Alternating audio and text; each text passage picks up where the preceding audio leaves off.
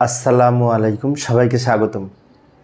ICT বিষয়ের HTML সংক্রান্ত test পরীক্ষা এসএসসি টেস্ট পরীক্ষা 2025 সালে ঝিনাইদহ ক্যাডেট কলেজে যে সৃজনশীল প্রশ্নটি এসেছিল এইচটিএমএল সংক্রান্ত, ওই প্রশ্নের এইচটিএমএল কোড কীভাবে লিখতে হয় তা আমি সহজভাবে আলোচনা করব। তো আলোচনায় তোমাদের সাথে আছি আমি মোহাম্মদ সিরাজুল ইসলাম। চলো শুরু করা যাক। প্রথমে প্রশ্নটা দেখে নিই। প্রশ্ন কি বলা আছে? প্রশ্ন বলতে ওই এইচটিএমএলের জন্য আমাদের এই যে এই উদ্দীপকে এই চিত্রটা ছিল এবং বলা হয়েছিল এই চিত্রের আলোকে এইচটিএমএল কোড কীভাবে লিখতে হবে। মানে এইটা একটি ওয়েব পেজের এই ধরনের যদি চিত্র পেতে চাই, তো এখানে একটি টেবিল দেওয়া আছে। টেবিলে এই যে 1, 2, 3টা কলাম আছে বা সেল আছে, আবার উপরে 1, 2, 3, 4টা রো আছে।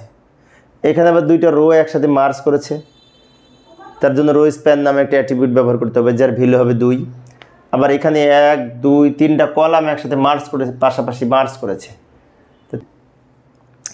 তাহলে এই চিত্রের মতো আউটপুট পাওয়ার জন্য আমাদের এইচটিএমএল কোড কীভাবে লিখতে হবে বা আমি বাম দিকে লিখে দেখাচ্ছি। প্রথমে আমরা শুরুতেই ডক টাইপ এইচটিএমএল লিখব। ডক টাইপ এইচটিএমএল দ্বারা ডকুমেন্ট টাইপ এইচটিএমএল বোঝায় এবং এটি দ্বারা HTML5 ভার্সনের নির্দেশ করে। HTML5 ভার্সনে এই লাইনটা প্রথমে লিখব, ডকুমেন্ট টাইপ আমরা নির্দেশ করে দিব। এরপরে HTML এর ওপেনিং ট্যাগ লিখব এবং বডি ট্যাগের ওপেনিং লিখব, কারণ মূলত এই টেবিলটা বডির অংশের মধ্যে তৈরি করব, সেজন্য বডির ওপেনিং ট্যাগ লিখেছি। এরপর টেবিল তৈরি করার জন্য টেবিল ট্যাগ ব্যবহার করব। টেবিল বর্ডার সমান 1 লিখব, তাই না? বর্ডার সমান 1 লিখলাম কারণ এই দাগগুলি দেওয়ার জন্য। এখন অনেক শিক্ষার্থীর মনে হতে পারে এর আগে লিখেছিলাম এখানে টেবিলের কাছে সেল স্পেসিং 0। সেল স্পেসিং 0 দিলে এই যে মাঝখানে ফাঁকা দাগগুলি থাকবে না, সলিড দাগ হবে। এখন এই টেবিলে যেহেতু সেলের মাঝখানে ফাঁকা আছে, তাই টেবিল বর্ডার সমান 1 লিখেছি, সেল স্পেসিং 0 করি নাই। টেবিল বর্ডার সমান 1 লিখলে এই ধরনের টেবিল হবে। আর আমি যদি এখানে সেল স্পেসিং 0 ব্যবহার করি, অতিরিক্ত একটা অ্যাট্রিবিউট, তাহলে এই দাগগুলি একসাথে মিশে একটা সলিড দাগ হবে। তো সেটা করি নাই, এই চিত্রের আলোকে যেভাবে লিখতে বলেছে ওইভাবে লিখলাম। এরপরে এই রোটা তৈরির জন্য টিআর ট্যাগ ব্যবহার করব, টিআর এর ওপেনিং ট্যাগ, আবার টিআর ক্লোজিং ট্যাগ ব্যবহার করব। টিআর ওপেন, টিআর ক্লোজ, এই রোটা তৈরি হবে, রো সারি। এবং সারির মধ্যে 1, 2, 3টা সেল আছে। তো সেল তৈরি করার জন্য টিডি অথবা টিএইচ ট্যাগ ব্যবহার করতে হয়, তাই না? পাশাপাশি সেল তৈরি করার জন্য। কিন্তু প্রথমবার আমরা টিএইচ ট্যাগ ব্যবহার করব, কারণ এই লেখাগুলি আর এই লেখাগুলির মধ্যে একটু পার্থক্য আছে। এটা ডিপ লেখা মনে হচ্ছে নাকি? সবই সমান মনে হচ্ছে। তাহলে তো আমরা টিডি ব্যবহার করতে পারি। এই যে টিডি ওপেন, টিডি ক্লোজ, মাঝখানে 1 লিখলাম, কলাম 1 লিখলাম। এখন অনেক শিক্ষার্থীর মনে হতে পারে প্রত্যেকবার তো প্রথমে আমরা টিএইচ লিখি। টিএইচ লিখতাম যদি এখানে ডিপ থাকতো, বোল্ড থাকতো এবং মাঝখানে লেখাগুলো থাকতো। এটা তা নেই, কিন্তু সব বাম দিকে, লেফট অ্যালাইন। তো আমি যদি টিডি লিখি তাহলে লেখাটা লেফট অ্যালাইন হবে, আর টিএইচ লিখলে পরে লেখাটা মাঝখানে হবে। তো মাঝখানে তো নাই, চিত্রে বলছে বাম দিকে, সেজন্য আমরা টিডি ব্যবহার করেছি, সহজ। এবার কলাম 2 এর দুই পাশে লিখব টিডি ওপেন, টিডি ক্লোজ, মাঝখানে কলাম 2, আবার টিডি ওপেন, টিডি ক্লোজ, মাঝখানে কলাম 3, এভাবে লিখব। এরপরে টিআর ক্লোজ দিব। ভালো করে লক্ষ্য করি, টিআর ওপেন, টিআর ক্লোজ, এটা দ্বারা সারিটা তৈরি হয়েছে। এই সারির মধ্যে 3টা সেল, তাই 3বার টিডি ব্যবহার করেছি। মাঝখানে যেগুলি লেখা ছিল 2 টিডির মাঝখানে লিখেছি। এই পর্যন্ত আমাদের হয়েছে এই সারিটা। এবার পরের সারিটা তৈরি করার জন্য এইটা লিখব। আবার বলি এইটা এবং এইটা, এই দুটা কিন্তু না, পরে এই দুটা। এখন আবার টিআর ওপেন করব এই সারি তৈরি করার জন্য। এক্ষেত্রে একটি বিষয়, সেটা হচ্ছে এই যে সেলটা তৈরি করব টিডি ব্যবহার করে, তো সেল তৈরি করব। এখন রো 1, সেল 1।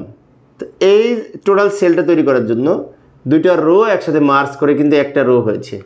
2টা রো মার্জ করে একটা রো করার জন্য এই ক্ষেত্রে আমরা রো স্প্যান নামে একটা অ্যাট্রিবিউট ব্যবহার করব টিডির মধ্যে। এই যে লক্ষ্য করি, টিডি রো স্প্যান সমান 2 ব্যবহার করেছি, 2টা সারি একসাথে করেছি, সেই জন্য 3টা সারি একসাথে করলে করতাম এই রো স্প্যান সমান 3, রো স্প্যান সমান 3 লিখতাম, যদি তখন আবার এই পর্যন্ত চলে আসতো।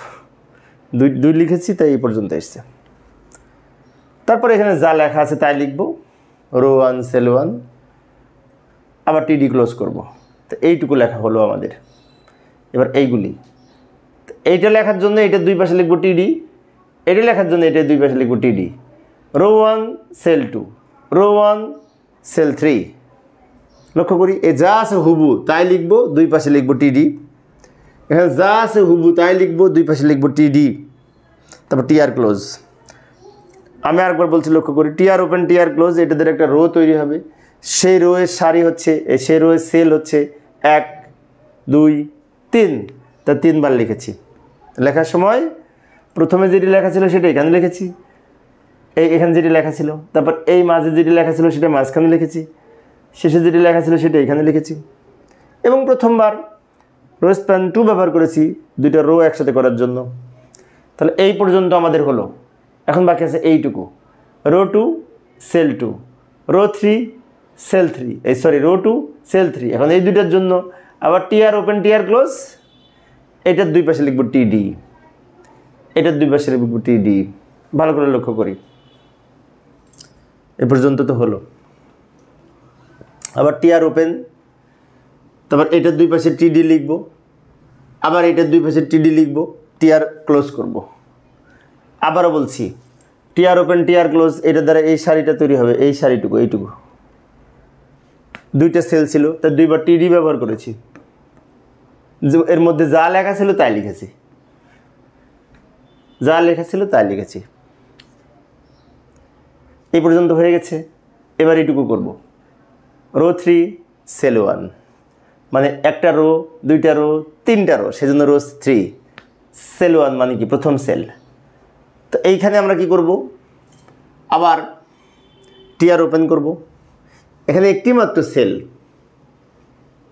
একটাই মাত্র সেল, সেজন্য টিডি ব্যবহার করব। কিন্তু এই টিডিকে একটা দুইটা তিনটা কলাম মিলে একটা কলাম হয়েছে।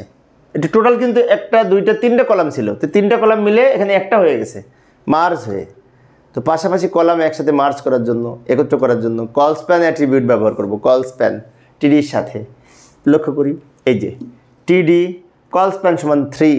কেন 3 লিখলাম, একটা দুইটা তিনটা মিলে এখানে একটা হয়েছে, বিশাল একটা হয়েছে, সেজন্য লিখেছি কল স্প্যান সমান 3, ফলে তিনটা মিলে একটা হয়েছে। পাশাপাশি কলাম মার্জ করার জন্য কল স্প্যান অ্যাট্রিবিউট ব্যবহার করতে হয়। এবং এখানে যা লেখা ছিল তাই লিখেছি, শেষে টিডি ক্লোজ করেছি। তারপরে টিআর ক্লোজ করব।